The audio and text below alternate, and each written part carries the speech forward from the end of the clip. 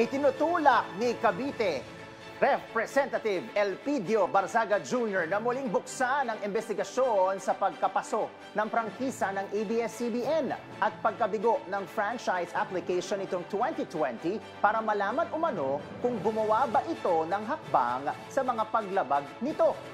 Ani Barzaga, hindi rin umano nakalatag sa publiko ang mga kasunduang pinasok ng ABS-CBN na umano'y may posibilidad na repasuhin at imbestigahan para masiguro na wala itong nilalabag na batas.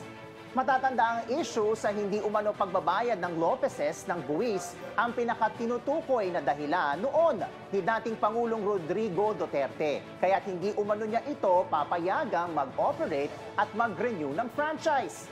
Sa kabila nito, nilinaw naman ng Bureau of Internal Revenue at Securities and Exchange Commission sa Senate hearing na regular umanong nagbabayad ng tax ang ABS-CBN at wala naman umano itong violation.